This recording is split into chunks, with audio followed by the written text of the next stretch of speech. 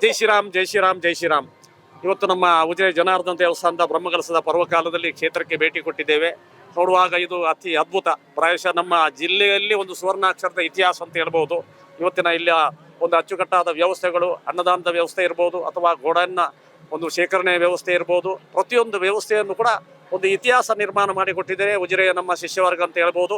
ಈ ಕಾರ್ಯಕ್ರಮದಲ್ಲಿ ಭಾಗವಹಿಸಿದಂಥ ಎಲ್ಲ ಸದ್ಭಕ್ತರಿಗೆ ಸ್ವಾಮಿಯ ಆಶೀರ್ವಾದ ಇರಲಿ. ಜೈ ಶ್ರೀರಾಮ್, ಜೈ ಶ್ರೀರಾಮ್, ಜೈ ಶ್ರೀರಾಮ್. ವಿಶೇಷವಾಗಿ ಅನ್ನಛತ್ರದೊಳಗಡೆ ಹೋದ್ರಿ, ಎಂತ ಒಂದು ದೇವಸ್ಥಾನದ ರೀತಿಯಲ್ಲಿ ನಿರ್ಮಾಣ ಮಾಡಲಾಗಿದೆ, ಅರಮನೆ ರೀತಿಯಲ್ಲಿ ನಿರ್ಮಾಣ ಮಾಡಲಾಗಿದೆ. ನೀನು ಹಾಗೆ ಪ್ರಶ್ನೆ ಗೊತ್ತಾರಲ್ವಾ?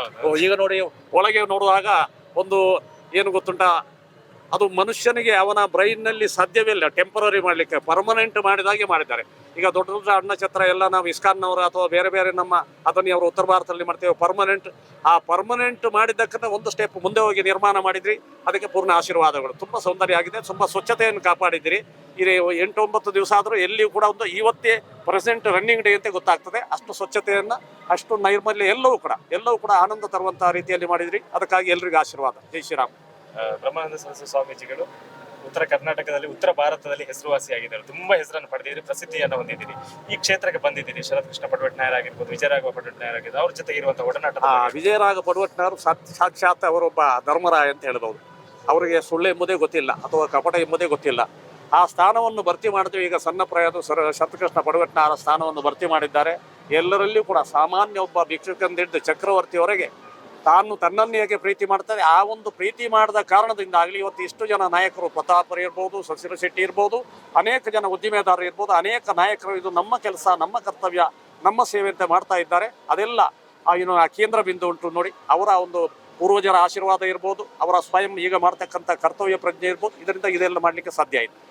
ಅನೇಕರು ಹೇಳ್ತಾರೆ ಉಜಿರೆಯ ಬ್ರಹ್ಮಕಲಶೋತ್ಸವ ಇಡೀ ಕರ್ನಾಟಕಕ್ಕೆ ಒಂದು ಮಾದರಿಯಾಗಿದೆ ಅಂತ. ಯಾಕಂದ್ರೆ ಬ್ರಹ್ಮರಥ ಆಗಿರ್ಬೋದು, ಪುಷ್ಪರಥ ಆಗಿರ್ಬೋದು, ವಿಜಯ ಗೋಪುರ ಆಗಿರ್ಬೋದು, ವಿಭಿನ್ನವಾದ ಅನ್ನಛತ್ರ ಆಗಿರ್ಬೋದು, ಇದ್ರ ಬಗ್ಗೆ ಹೇಳೋದು.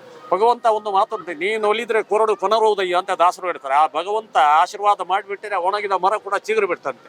ಹಾಗೆ ಈ ಜನಾರ್ದನ್ ದೇವಸ್ಥಾನಕ್ಕೆ ಈಗದ ಈ ತಲೆಮಾರಿನಲ್ಲಿ ಭಾಗ್ಯೋದಯ ಆಗುವಂಥ ಒಂದು ಪರ್ವಕಾಲ ಕೂಡಿಕೊಂಡು ಬಂದಿತ್ತು. ಆದ ಕಾರಣ ಅದೆಲ್ಲವರೆಗೂ ಸಾಧ್ಯ ಆಯಿತು. ಆ ಭೂಮಿಗೆ ಅಲ್ಲಿರುವಂತಹ ಪ್ರಚಂಡ ಶಕ್ತಿ ಎದ್ದು ಬರೋದಕ್ಕೆ ಅದಕ್ಕೊಂದು ಕಾರಣ ಇರ್ತದೆ. ಹೇಗೆ ನಾವು ಭೂಮಿಗೆ ಒಂದು ಬೀಜ ಹಾಕಿದ್ರೆ ಅಂಕುರಾರ್ಪಣೆ ಆಗಲಿ ಕೆಲವು ದಿವಸಗಳು ಬೇಕಾದ್ರೆ, ಅದೇ ಥರ ಭೂಮಿಯಲ್ಲಿ ಅವಿತಿರ್ತಕ್ಕಂಥ ಶಕ್ತಿ ಉಂಟಲ್ಲ, ಮೇಲ್ ಬರಬೇಕು, ಯಾರ ಕೈಯಿಂದ ಬರಬೇಕು, ಯಾರ ಕಾಲದಲ್ಲಿ ಬರಬೇಕು, ಹೆಂಗೆ ಬರಬೇಕು ಅಂತ ಪೂರ್ವ ನಿರ್ಣಯ ಅಲ್ಲಿಂದ ಇರ್ತದೆ. ಅದಕ್ಕೆ ಪೂರ್ವಕವಾಗಿ ನಮ್ಮ ಈ ಎಲ್ಲ ಶಿಷ್ಯವರ್ಗ ಸೇರಿಕೊಂಡು ಇಂಥ ಒಂದು ಅದ್ಭುತವಾದಂಥ ಒಂದು ಸನ್ನಿವೇಶ ನಿರ್ಮಾಣ ಮಾಡಿದರೆ ಅದಕ್ಕೆ ಎಲ್ಲರಿಗೂ ನಮ್ಮ ಪೂರ್ಣ ಆಶೀರ್ವಾದಗಳು ಹೇಳ್ತಾ ಇದ್ದೇನೆ. ಜೈ ಶ್ರೀರಾಮ್, ಜೈ ಶ್ರೀರಾಮ್, ಜೈ ಶ್ರೀರಾಮ್. ಲಕ್ಷ್ಮಿ ಇಂಡಸ್ಟ್ರೀಸ್ ಕನಸಿನ ಮನೆ.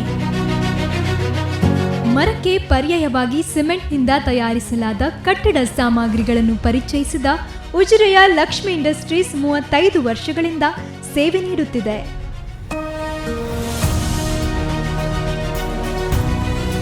ಸಿಮೆಂಟ್, ಫೈಬರ್ ಜೊತೆಗೆ ಮರದಿಂದ ನಿರ್ಮಿಸಲ್ಪಟ್ಟ ಉತ್ತಮ ಗುಣಮಟ್ಟದ ದೀರ್ಘ ಬಾಳಿಕೆಯ ವಿವಿಧ ಆಕರ್ಷಕ ವಿನ್ಯಾಸದ ಬಾಗಿಲುಗಳು, ಮನೆಯ ಸೌಂದರ್ಯವನ್ನು ಹೆಚ್ಚಿಸುವ ವಿವಿಧ ವಸ್ತುಗಳು ನಮ್ಮಲ್ಲಿ ದೊರೆಯುತ್ತದೆ.